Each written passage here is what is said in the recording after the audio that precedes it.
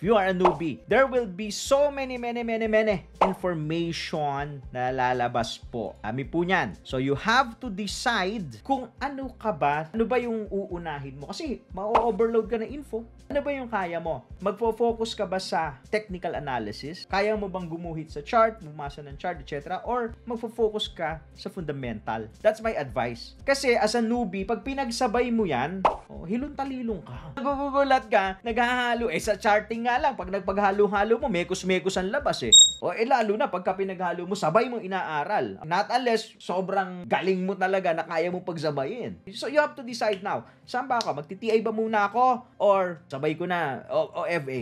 O pagsasabayin ko? Pero kung tambay kayo, ako lang okay, basing on my personal experience, nag-decide din ako some 15 years ago. Kasi sa stock market, may mga fundamental news. Dami rin about companies. Ang daming companies sa stock market. Aabangan ko lumabas yung news, tsaka pa lang ako bibili.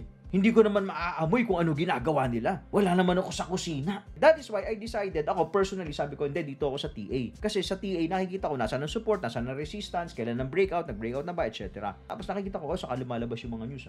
I focus on technical analysis. And then, after that, nag-focus ako sa macro. What's happening on the cycle.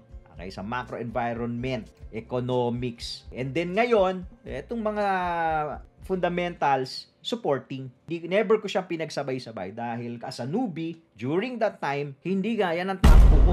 Para for more dito moves!